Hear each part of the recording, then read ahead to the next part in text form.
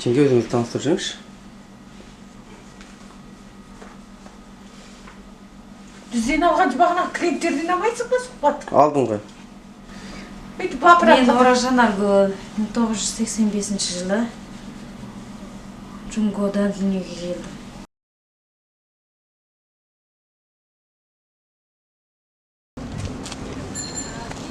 Сосын циркушка не болып қалсын? Kime düşürmedi değil mi? Bunu video mi demek ya? Hani video kamera? Parmaksa düşürüyordu bu. Kim lan? Ben de sana düşürüyorum. Kim o?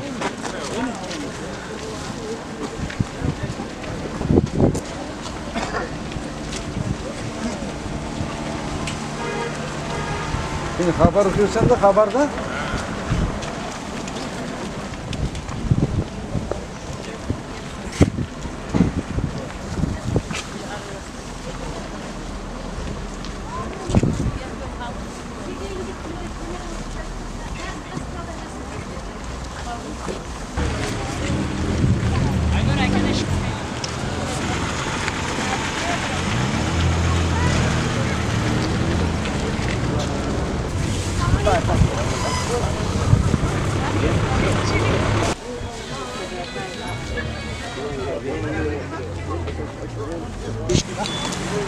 О, творится, что творится на базаре? О, снимайте.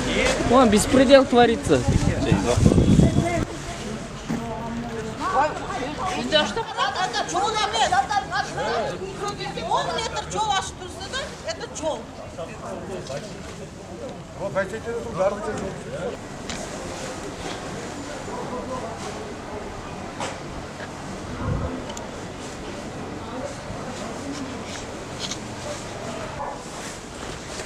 Извините, можно задать вопрос?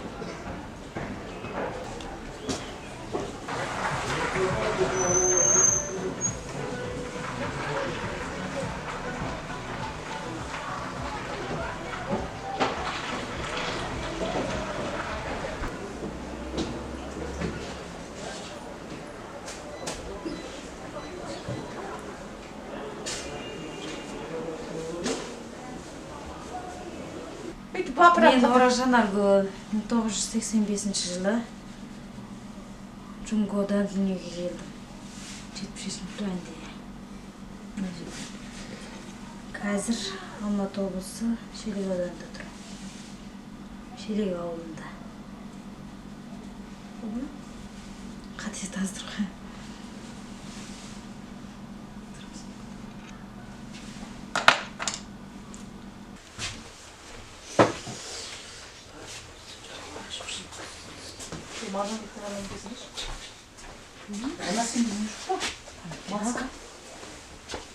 Маска бітіп қапты ғой. Жаңа келеді. Ала шығам деп неғымадым. Үлгірмей қалдым. Келесі ғана.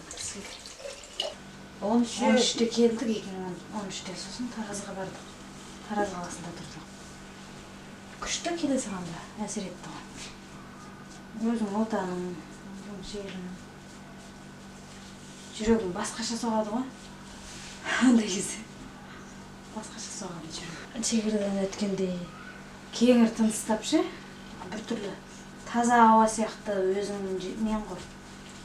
Өзімде сөйтіп не қылдым ғой, жолда мен ауырып келгенде бері өткен кезде шекарадан сергіп кеттім ғой. Қатты сергіп, ауасы күшті ұнады ғой бірінші. Соны әсер етті жүрегіме әрине. Басқаша сезімде боласың ғой. Айтып жеткізе алмайсың. Ата-бабамыздың қорғаған жері деп ойлайды екенсің. Сөзіңді айтып жеткізу қиын ғой ондай кезде. Бірақ күшті туған жерім әлі сағынам. Балалық шағым бәрі сояқта өтті ғой. Бірақ ол кезде оқыған кезде, біз оқып жатқан кезде көлік жоқ та. жаяу жүреміз, үйлікпен жүреміз. Сосын мынандай қазіргі замандағы балалар сияқты жағдай да жоқ қой. Иә. Вообще жағдай да жоқ. Бізге оқыдың ба, оқымадың ба деп ата-анамыз деген не істемейді, бірақ өздігімізден оқимыз бір жағынан. Жаңағы біз өз күнімізді өзіміз көріп кеттік қой. 6-шы сыныпқа түстік, сразу болды. Өзіміздің тамағымызды өзіміз үй ұстап, өзіміз бөлек тамағымызды жасап ішіп, мектептен үлгермейміз. Кешкі деген азанда сағат 7-те оқимыз ғой. Азанда барғаннан кешкі қараңғыға дейін оқимыз. Кешкі жақын келеміз, отымыз жанбайды қысты күндер. Қиналып, үйдің іші суық, тамағың дайын емес. Тамақ жоқ шы, мысалы. Келеміз, жан-жақтап тамақ жасаймыз, өзі қыздармен бірге оқимыз ғой. Көршілердің қыздарымен бірігіп, үй ұстаймыз. Ол кезде көппен көрдік қой. Бәрін оқыдық, химия, физика, әдебиет, сосын биология, бәрі болды ғой, тарих, математика, сосын Қытай тілі болды қосымша. Қытай тілі қосымша ғана болды ол кезде. Сендерде болды ма Қытай тілі болды. Қытай тілі болды. Бірақ та қосымша өтті мына қазіргі біздің орыс тілі, ағылшын тілі сияқты ше. Қосымша өтіп отырды ғой Қытай тілі. Бірақ та Қытай тілін сол кезде не қылды? Өтті ғой қосып. Қытай тілін. Қазақша оқыдық просто қосымша Қытай тілі. Қазақшадан оқыдық қой. Қосымша болды.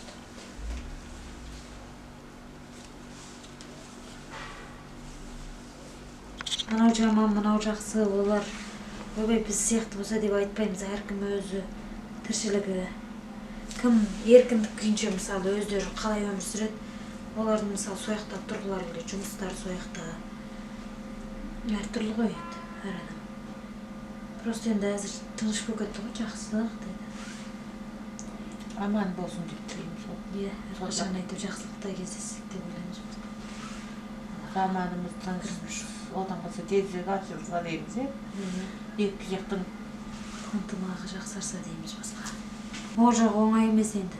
Айтамаймыз бірдеме деп, өткен білмеймін енді, қорқасың кейде қыздарынан. Қазірдің өзінде үйленіп жатқандар бар.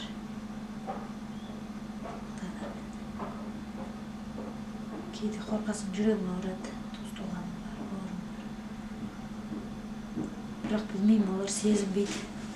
Қатты сезім кетпейді олар. Өздері.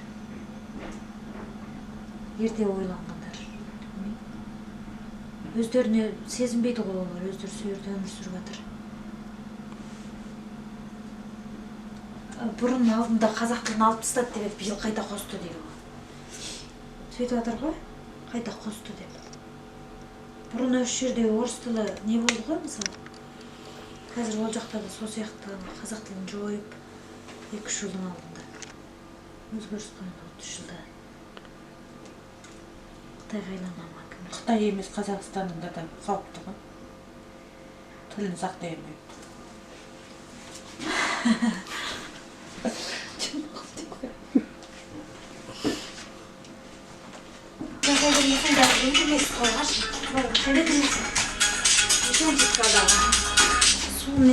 Ол мақсата қайтады.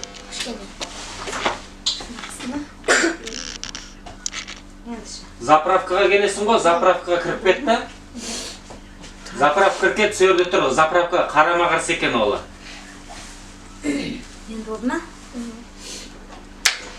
Иә, Әсел деген. Мен барғанда звондаймын, Әсел деген тәте. Мақұл.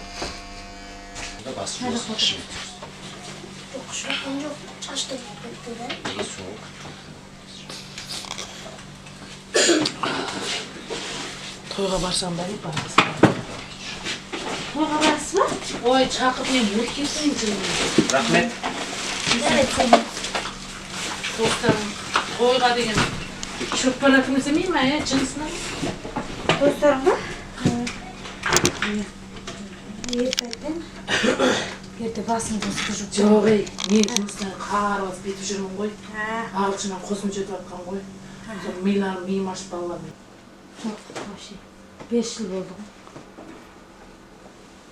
Барамаймыз. Жабық қой қазір.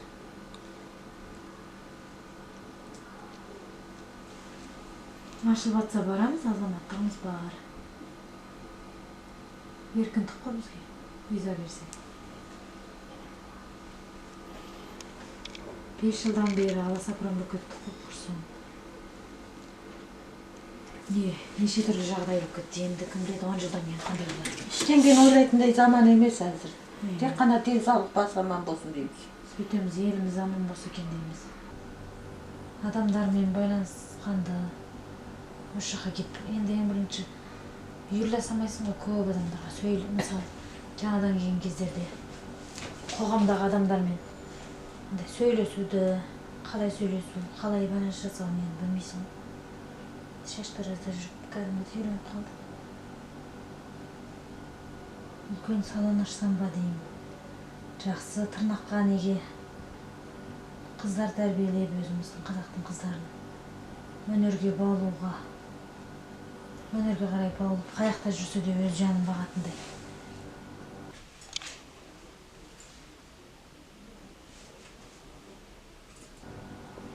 Арманымыз көп қой, жоспарымыз да көп.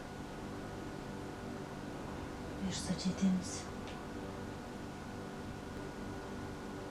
Негізі осындай өнерде жүрген кісілерге, өнерде жүрген нелердің бәріне Қазақстанда көмектесеміз деп не істейді, бірақ та көбінде жағдай жасалмаған ғой жүрдіш. Оқып диплом алу керек осы жақтаншы. Көбінде андай өкімет жағынан. Оған біздің уақытымыз болмайды ғой, 3 айға, 6 айға, 1 жыл, 3 жылдық оқулар бар мысалы ше Алматыда. Сондайға біз барамаймыз ғой, бала-шағамыз бар. Енді қоғамда әртүрлі ғой енді бұл жерде. Не деп айтсақ болады енді. Бұрын орысша оқып кеткен ғой бәрі. Көп ше енді, көп саныз.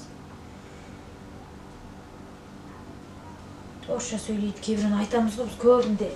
Қазақша сөйлетіп еттік ше? Қазақша сөйлетіп етеміз кейде. Ол тіл жағынан бұғандағандай не ғой? Енді біз әзір енді бұрынғыдан қарағанда көп кісілерге қазақша сөйлеуіңіздер деп айтамыз. Қазақша біліп тұрса да орысша сөйлейді ше. Үйреніп баған мысалы өздерше. Бұрыннан сөйлеп, ортасында да орысша қосып кетеді. Өздері үйреніп қалған. Көп сандысына қазақша сөйлеуіңізші, қазақша айтыңызшы дейміз. Енді орыс мектеп бітіріп қазақша вообще білмейтіндер болмаса, қазақша сөйлейді. Қазақша айтпасаңыз түсінбедік деп айтамыз. Наоборот, өздерін қазақша сөйлетуге тырысамыз.